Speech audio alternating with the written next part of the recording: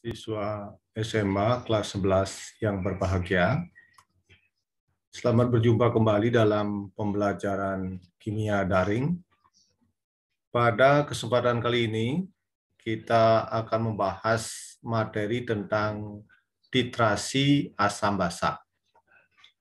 Titrasi asam basa merupakan analisis kimia kuantitatif. Analisis kimia atau kimia analisa ini ada dua bagian. Yang pertama disebut dengan analisis kimia kuantitatif dan analisis kimia kualitatif. Kalau perbedaannya, untuk analisis kimia kuantitatif itu menentukan berapa jumlah atau konsentrasi zat yang akan ditentukan melalui titrasi tersebut. Kalau analisis kimia kualitatif, kita menentukan jenis atau kandungan daripada senyawa atau kandungan zat yang terdapat pada senyawa yang kita analisa. Pada kesempatan kali ini kita akan mempelajari analisis kimia kuantitatif yang disebut dengan titrasi asam basa. Seperti yang kita sudah ketahui bahwa senyawa asam dan senyawa basa ini dapat bereaksi atau reaksinya sering disebut dengan reaksi netralisasi. Untuk lebih jelasnya bagaimana tentang titrasi asam basa, mungkin bisa diperhatikan slide berikut ini. Jadi reaksi asam basa ini bisa dibedakan menjadi beberapa jenis. Yang pertama adalah reaksi asam kuat dengan basa kuat. Kemudian asam kuat dengan basa lemah atau sebaliknya, atau antara asam lemah dengan basa lemah.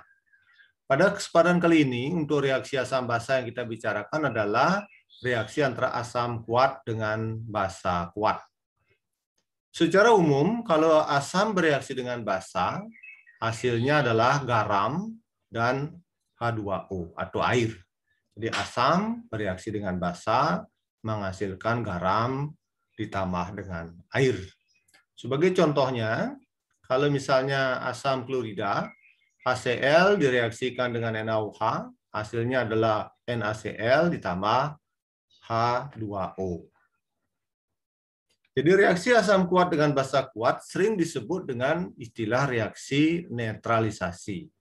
Reaksi netralisasi artinya pengurangan sifat asam, demikian juga pengurangan sifat basa, sehingga larutan hasil akhirnya itu adalah larutan yang bersifat netral. Dengan kata lain, nanti pH asamnya akan naik, pH basanya akan turun setelah terjadi reaksi, sehingga pada akhir reaksi, maka pH larutan adalah 7, yang disebut dengan pH netral, dengan catatan bahwa jumlah mol H positif dari senyawa asam dengan jumlah mol OH- dari senyawa basa itu sebanding dengan angka koefisiennya. Contoh lain, ini misalnya CaOH kalsium hidroksida bereaksi dengan asam klorida menjadi kalsium klorida ditambah air. Kalsium hidroksida ini adalah basa bervalensi 2 karena atom Ca itu adalah golongan 2A. Sehingga bereaksi dengan HCl hasilnya adalah kalsium klorida yang disebut dengan garam CaCl2. Ini contoh yang lain juga sama. Di sini adalah asamnya yang bervalensi 2, sedangkan basanya bervalensi 1, juga akan menghasilkan pH yang netral. Jadi reaksi asam kuat dengan basa kuat yang bereaksi sebenarnya adalah ion hidrogen dari senyawa asam dengan ion hidroksida dari senyawa basa akan menghasilkan ion H2O, sedangkan senyawa garamnya ini masih terdapat di dalam larutan. Garam yang berasal dari asam kuat dan basa kuat ini sering disebut dengan garam netral karena memiliki pH sama dengan 7, sama dengan pH daripada H2O. Sehingga reaksi antara asam kuat dengan basa kuat itu sering disebut dengan reaksi netralisasi. Apa yang disebut dengan titrasi asam basa? Seperti Bapak sampaikan di depan, bahwa titrasi asam basa merupakan analisis kuantitatif. Kuantitatif berarti jumlah, menentukan konsentrasi asam berdasarkan volume basa yang diperlukan, atau basa pentiternya yang dipakai sebagai zat pentitrasinya, atau sebaliknya.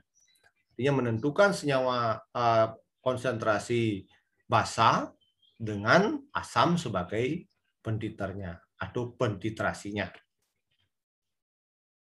Basa pentiter artinya larutan basa yang konsentrasinya sudah ditentukan. Jadi pentiter, pentitrasi itu adalah senyawa yang konsentrasinya sudah ditentukan. Sedangkan yang belum ditentukan itu sering disebut dengan larutan sampelnya. Untuk mengakhiri titrasi asam basa, ada namanya titik ekivalen. Titik ekivalen, seperti yang Bapak sampaikan di awal, adalah berarti mol ion hidrogen dari senyawa asam sama dengan mol ion hidroksida dari senyawa basanya. Mol ini adalah konsentrasi molar kali volumenya. Jadi mol untuk mendapatkan mol ini adalah konsentrasi molar kali volumenya kali dengan valensi. Valensi itu berapa ion hidrogen yang dihasilkan dari 1 mol asamnya. Demikian juga untuk mol ion hidroksida adalah molar basa kali volume basa kali dengan valensi basanya. Berapa mol ion hidroksida yang dihasilkan dari 1 mol basanya. Ini adalah rumus titrasi. Jadi yang dimaksud dengan M ini adalah konsentrasi molar, mol per liter. P itu adalah volume larutan. N adalah valensinya. A itu adalah asamnya. Ini A asam. Ini bisa dibalik juga. Asamnya di sebelah kiri atau asamnya di sebelah kanan. Tidak masalah.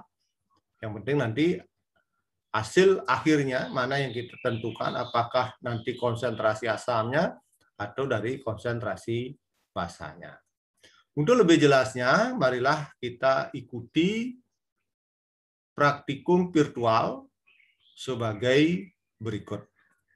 Siswa SMA yang berbahagia, pada kesempatan kali ini kita akan melakukan praktikum sederhana tentang titrasi asam basa.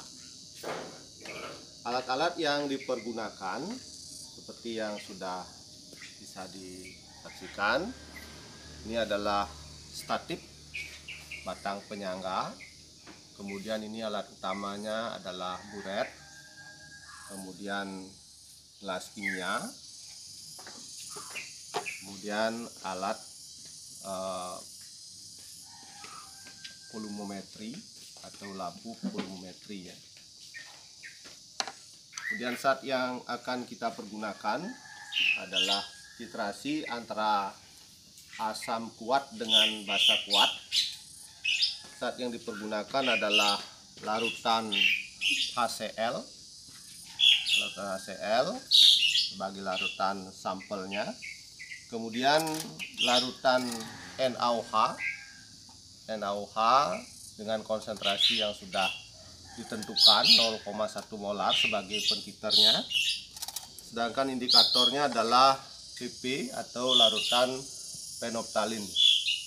Larutan NaOH ini didapat dari kristal NaOH yang dilarutkan ke dalam pelarut air. Melihat titik ekivalennya, yang dimaksud dengan titik ekivalen itu adalah mol dari ion hidrogen yang berasal dari asamnya sama dengan mol ion hidroksida dari senyawa basanya. Nanti akan bisa dilihat dari perubahan warna zat yang dititrasi dengan menggunakan indikator penoptalin. Nanti kalau basa NaOH ditetes penoptalin akan terjadi perubahan warna seperti ini. Tadi semula larutannya berwarna bening, nanti akan berubah warna menjadi merah pink seperti ini. Ini merupakan titik akhir dari titrasinya. Kalau larutan sudah berubah warna, berarti titrasi harus dihentikan. Kita tuangkan ke dalam buret sampai volumenya adalah 50 mili.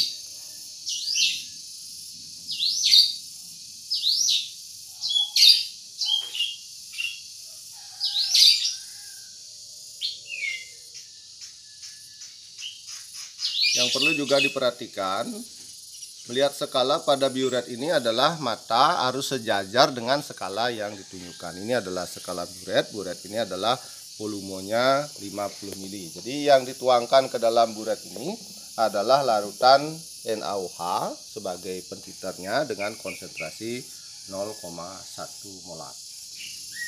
Kita akan mengambil larutan sampel HCl dengan menggunakan pipet volumetri dengan volumenya 10 ml. Ini bisa dilihat, ini volume larutannya adalah 10 ml. Larutan HCl ini akan kita tuangkan ke dalam gelas kimia. Seluruhnya kita tuangkan ke dalam gelas kimia. Ini coba dilihat sampai habis, larutannya 10 mili. Kemudian kita tambahkan kurang lebih 5 tetes larutan penoptalin. Ini diteteskan sebagai indikatornya. Kita lihat bahwa larutan HCl ditetes penoptalin warnanya bening atau tidak berwarna. Nah, kita letakkan kertas putih pada dasar buret ini supaya nanti jelas terjadi kelihatan perubahan warna. Kemudian keran buret kita buka pelan-pelan sambil terjadi tetes demi tetes. Kemudian larutan kita goyangkan supaya dia bereaksi secara merata. Coba perhatikan. Nanti setelah dia mengalir tetes demi tetes, nah ini dilakukan dengan sangat hati-hati sampai nanti terjadi perubahan warna seperti yang Bapak sampaikan tadi. Ini dilakukan dengan sangat hati-hati supaya nanti titik akhir titrasinya tidak lewat. Ya, terjadi perubahan warna. Ya, stop. Nah, seperti ini terjadi perubahan warna. Pada saatnya ini adalah titik ekivalennya. Kemudian kita lihat perubahan volume di dalam buret. Ini kita baca berapa volume yang dihabiskan. Nanti kalau kita lihat dalam skala buret ini, volume HCl yang dihabiskan atau volume NaOH yang dihabiskan adalah 5,6 mililiter. Untuk mendapatkan jumlah volume NaOH yang valid, maka percobaan ini harus diulangi, minimal dilakukan sebanyak 4 kali. Kemudian volume NaOH yang dihabiskan itu dirata-ratakan. Kita ulangi percobaan yang pertama itu dengan menambahkan kembali NaOH ke dalam buret sehingga volumenya tetap menjadi 50 ml.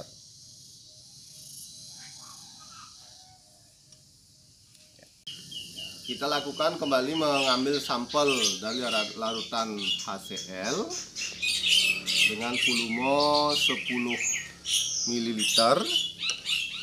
Ini kalau kita lebih ya dituangkan lagi, dikembalikan lagi sampai volumenya pas 10 ml. Kemudian kita tuangkan ke dalam gelas kimia. Ini dari percobaan yang pertama, kita ulangi untuk yang kedua. Kemudian kita tambahkan indikator penoptalin kurang lebih 5 tetes penoptalin. Tadi yang dilakukan pada percobaan pertama, penoptalinnya bening, tidak berwarna di dalam asam. Kemudian kita titrasi. Nah, titrasi pelan-pelan, buka keran buretnya pelan-pelan. Ya, pelan-pelan sampai dia menetes. NaOH-nya menetes, tetes demi tetes, supaya terjadi perubahan warna seperti tadi. Ini tidak boleh terlalu kencang kerannya, supaya nanti titik akhir titrasinya jelas. Ya, kita lakukan titrasi, ya, tetes demi tetes dengan bersabar, supaya nanti titik titrasi ekivalennya itu tidak lewat dari yang seharusnya. Ya, pas, tutup. Nah, inilah perubahan warna indikatornya, berarti kita sudah stop, berakhir titrasinya. Kita lihat sekarang volume NaOH yang dihabiskan. Ini kurang lebih adalah 6 ml. Kemudian kita ulangi lagi percobaan yang pertama dan kedua itu dengan volume HCl yang sama, kemudian kita titrasi, kemudian tentukan kembali berapa jumlah volume NaOH yang dihabiskan. Kita ulangi percobaan yang kedua, yang pertama dan kedua dengan percobaan yang ketiga. Seperti tadi kita ambil HCl-nya dengan volume 10 ml dengan pipet tetes, kemudian kita teteskan 5 tetes larutan phenolphthalein. Nah, ini diteteskan, kemudian kita titrasi lagi dengan menambahkan tadi volume NaOH itu dalam buret supaya tetap volumenya 50 ml. Kemudian kita buka seperti tadi keran buret secara pelan-pelan sehingga NaOH-nya menetes, tetes demi tetes. Kemudian gelas kimia kita goyangkan sambil memegang keran buret secara hati-hati seperti tadi, supaya nanti titik ekivalennya tidak lewat. Ya, seperti ini, dengan bersabar, dengan melihat terjadinya perubahan warna pada indikatornya.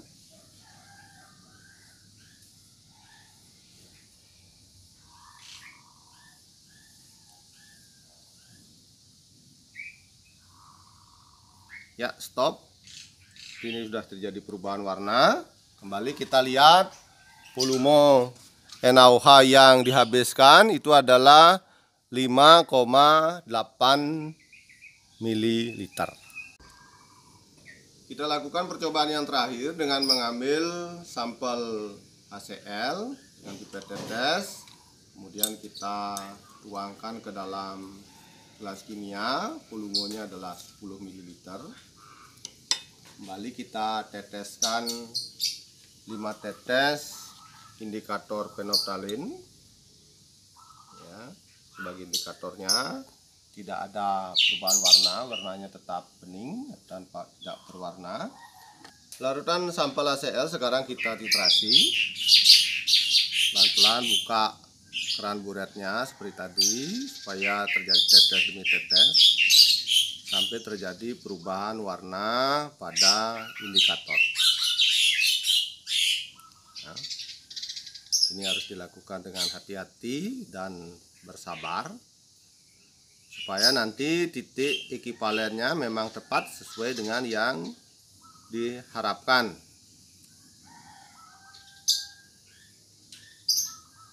Ini kalau kita perhatikan, setiap tetes NaOH itu akan bereaksi dengan HCl-nya.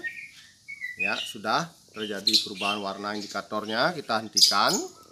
Kemudian kembali kita lihat volume NaOH yang dihabiskan. Ini volumenya adalah 5,6 ml. Kemudian dari hasil percobaan tadi, kita akan buatkan tabel data percobaan dari 4 kali percobaan. Kemudian volume NaOH yang dihabiskan itu dirata-ratakan. Kemudian dilakukanlah perhitungan dengan menggunakan rumus titrasi asam basa. Demikianlah eksperimen pada kesempatan kali ini. Nanti kita akan lanjutkan dengan perhitungan bagaimana kita menentukan atau melakukan perhitungan untuk menentukan konsentrasi sampel HCl yang belum atau sebagai sampel yang belum ditentukan. Nanti ditentukan secara perhitungan berdasarkan volume NaOH yang dihabiskan. Karena ini menggunakan volume NaOH yang diperlukan dalam titrasi ini, maka titrasi asam basa seperti ini sering juga disebut dengan titrasi volumemetrik. Demikian, terima kasih atas perhatiannya. Jadi berdasarkan hasil percobaan tadi, setelah kita melakukan eksperimen tentang titrasi asam basa, dengan melakukan 4 kali percobaan, maka kita sajikan dalam tabel sebagai berikut. Untuk percobaan pertama, dengan volume sampel HCl itu 10 ml, ternyata setelah tercapai titik akhir titrasi, terjadi perubahan warna pada indikator fenolftalin. Volume NaOH yang diperlukan adalah 5,6 ml. Demikian juga pada percobaan kedua, volume NaOH yang diperlukan adalah 6,0 atau 6 ml. Pada percobaan ketiga 5,8 ml dan percobaan keempat adalah 5,6 ml. Dari keempat percobaan ini, volume NaOH kita rata-ratakan. Dirata-ratakan, jumlahkan seluruh volume NaOH dari keempat percobaan ini. Nanti kita jumlahkan, kemudian kita bagi dengan 4. Ini rata-ratanya adalah 5,75 ml. Jadi volume rata-rata inilah yang kita pakai untuk melakukan perhitungan menentukan konsentrasi dari HCl dalam larutan sampel yang kita titrasi. Perhitungannya sesuai dengan yang diungkapkan di awal, bahwa kita masukkan dulu persamaan titrasinya. Ini persamaan titrasinya, molar asam kali volume basam kali valensi asam. Molar basa kali volume basa kali valensi basa. Volume basa yang kita gunakan ini adalah volume basa rata-ratanya. Jadi dari keempat, Bapak ulangi, dari keempat percobaan itu yang dipakai adalah volume NaOH dari rata-ratanya. Kita masukkan nilainya. Molar asam ini adalah konsentrasi HCl yang kita akan tentukan, berapa konsentrasinya, yang masih menjadi tanda tanya. Dalam larutan sampel berapa konsentrasinya kita tidak tahu, yang kita ingin hitung berdasarkan eksperimen tadi. 10 ml ini adalah volume HCl yang dititrasi, yang kita ambil melalui pipet volumetri. Setiap kali melakukan eksperimen volumenya adalah 10 ml. Kemudian satu ini adalah valensi asamnya. Kalau asamnya HCl, itu adalah asam valensi 1. Berbeda nanti kalau asamnya valensi 2, misalnya H2SO4 itu valensinya 2. 0,1 ini adalah zat pentiternya atau konsentrasi NaOH yang sudah ditentukan. Ini konsentrasinya, sudah kita lakukan perhitungan untuk menentukan konsentrasi volume larutan dari NaOH yang diperlukan. Kemudian 5,75 adalah volume rata-rata dari 4 kali percobaan. N sama dengan 1 kalau NaOH itu adalah basa bervalensi 1. Nanti kalau misalnya basanya bervalensi 2 seperti CaOH 2 kali atau kalsium hidroksida itu, nanti ini diganti dengan 2. Ini sesuai dengan valensi basanya. Kemudian kita hitung. Ini sudah biasa, ini dihitung. Jadi kalikan 10 kali 1, 10 dan seterusnya. Kita akan mendapat angka adalah 0,575 dibagi 10. Nah, dibagi 10. Dipindah ruas ke kanan dibagi-bagi. Hasilnya menjadi konsentrasi asamnya adalah 0,0575 molar. Nah, demikianlah hasil perhitungan kita berdasarkan hasil eksperimen tadi. Jadi yang penting nanti adalah tergantung kepada konsentrasi pentiternya. Demikian juga nanti yang perlu diperhatikan adalah valensi dari asam atau basa yang digunakan. Ya, demikianlah pembelajaran kimia daring pada kesempatan kali ini. Mudah-mudahan apa yang Bapak sajikan pada hari ini bisa dipahami dengan baik. Nanti kalau misalnya ada pertanyaan, silahkan disampaikan melalui media sosial, misalnya WA Group, atau bisa juga melalui Google Classroom. Selamat belajar.